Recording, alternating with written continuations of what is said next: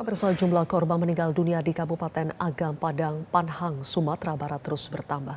Sementara itu perbaikan Jalan Nasional Malibo Anai terus dikebut. Jurnalis Metro TV Am Fraser akan melaporkan langsung dari Padang Panjang, Sumatera Barat. Am Fraser, seperti apa pola pencarian korban hingga hari ini?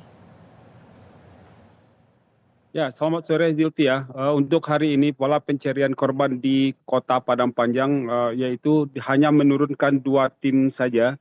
Hal ini mengingat karena sejumlah tim lainnya itu sudah pindah ke Kabupaten Tanah Datar dan Kabupaten Agam. Nah, tim yang diturunkan itu adalah hanya tim Basarnas dan tim PMI. Berdasarkan keterangan dari Dantim, tim yang diturunkan ini pun hanya ditempatkan di 2 sisi. Yang pertama adalah di titik tempat alat berat bekerja. Mereka memantau jika ada korban yang ditemukan di dalam alat berat atau ketika alat berat itu bekerja. Yang kedua adalah tim yang melakukan untuk penyisiran. Nah, penyisiran ini pun tidak dilakukan sepenuhnya dikarenakan kondisi cuaca yang masih sering terjadi hujan, sehingga anggota yang diturunkan juga harus meningkatkan kewaspadaan. Nah, selain 2 tim diturunkan ke lapangan untuk melakukan pencarian, 1 orang anggota Basarnas ini juga berada di titik nol untuk memantau kondisi air. Jika air ada peningkatan, maka dia akan langsung mengabarkan kepada tim yang melakukan pencarian. Zilvia. Faisal, bagaimana upaya perbaikan jalur nasional di Malibo Anai? Apakah semakin ada kemajuan di sana? Ya, untuk percepatan normalisasi Sungai Batang Anai serta perbaikan jalur lintas Malibo Anai ini terus dikebut karena sesuai dengan target tanggal 16 Desember mendatang ini diupayakan kendaraan roda 4 sudah bisa melewati jalur ini. Dan hingga saat ini ada 23 unit alat berat yang sedang bekerja di sepanjang aliran Batang Anai ini. Dan titik pekerjaannya pun ada 3. Yang pertama adalah di radius 63,7 kilometer. Selanjutnya di radius 63,5 kilometer. Dan serta yang terakhir adalah di titik utama seperti yang kita lihat di gambar ini adalah titik yang paling parah yang mengakibatkan jalur ini putus. Nah, untuk saat ini kondisi jalur yang putus ini sudah 80% bisa dilewati. Sebelumnya hanya bisa dilewati oleh kendaraan roda 2 dan dengan 80% ini berarti 20% lagi sisa ini sudah bisa dilewati oleh kendaraan roda 4. Sylvia. Oke, terakhir, Faisal, selama masa tanggap darurat diperpanjang, apa fokus atau prioritas yang akan dikebut oleh pemerintah di sana? Ya, untuk tanggap darurat ini sendiri memang ada semacam yang bertikai antara daerah dengan provinsi. Gubernur Sumatera Barat telah menetapkan masa tanggap darurat untuk masa tanggap darurat di Sumatera Barat ini hingga tanggal 22 Desember. Sedangkan untuk Kota Padang Panjang yang masa tanggap darurat habis kemarin hanya diperpanjang selama 3 hari sampai hari Sabtu mendatang. Nah, padahal di Kota Padang Panjang ini sendiri masih terdapat sekitar 30 korban yang belum ditemukan.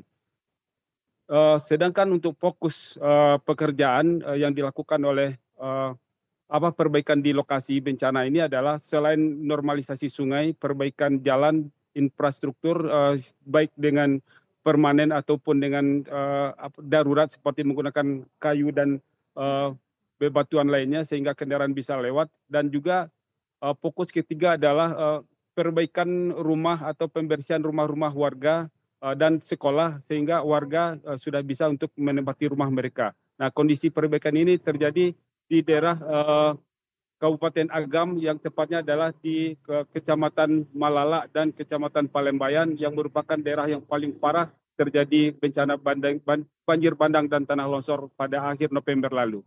Zilvia. Baik, Faisal, terima kasih atas laporan terkini Anda.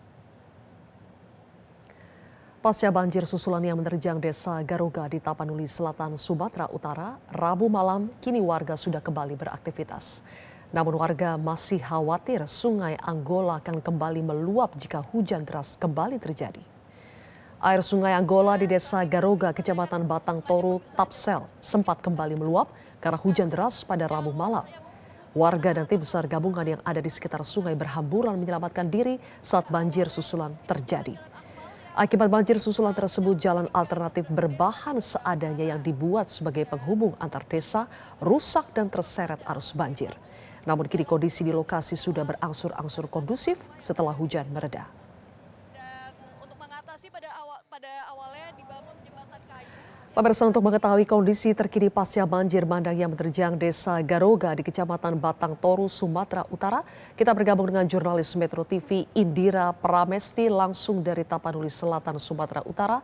Indira, apakah akses jembatan Garoga sudah tersambung kembali? Selamat sore Zilvia dan pemirsa, saat ini saya berada di Desa Garoga di mana menjadi desa yang salah satu yang terdampak paling parah akibat banjir bandang dan tanah longsor yang melanda pada 16 hari yang lalu. Dan sehingga saat ini untuk jembatan maupun jalan penghubung yang menghubungkan antara Desa Garoga dengan Desa Anggoli yang berada di seberang dari wilayah Tapanuli Selatan ini masih terputus akibat hujan yang mengguyur sangat deras pada tanggal 9 Desember 2025 pada hari Selasa sore yang pada akhirnya membuat hujan deras tersebut menyebabkan aliran sungai kembali meluap dan juga terjadi arus yang cukup deras, dan hal tersebut membawa jembatan kayu yang sempat pada awalnya dibuat oleh warga.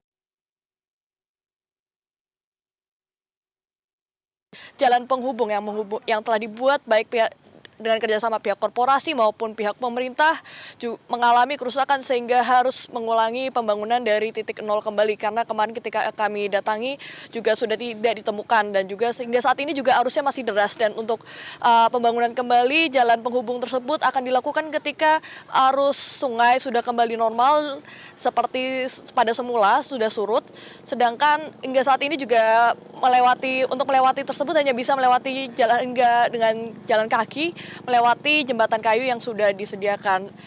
Kembali ke studio, Sylvia. Oke, Indira, dengan akses Desa Garoga yang masih terputus, bagaimana proses distribusi bantuan kebutuhan pokok di sana? Apakah masih bisa untuk didistribusikan?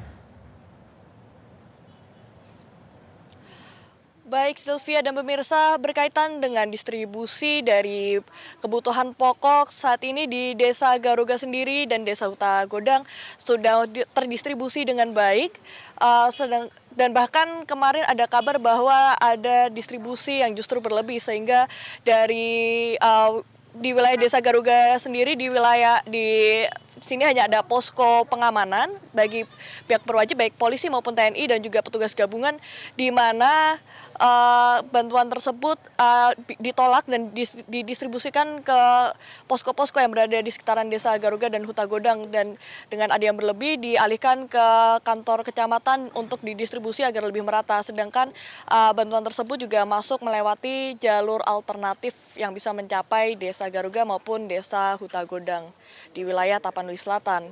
Sekian yang bisa saya laporkan, kembali ke studio, Sylvia. Indira Pramesti, terima kasih atas laporan Anda. Jelajahi cara baru mendapatkan informasi. Download Metro TV Extend sekarang.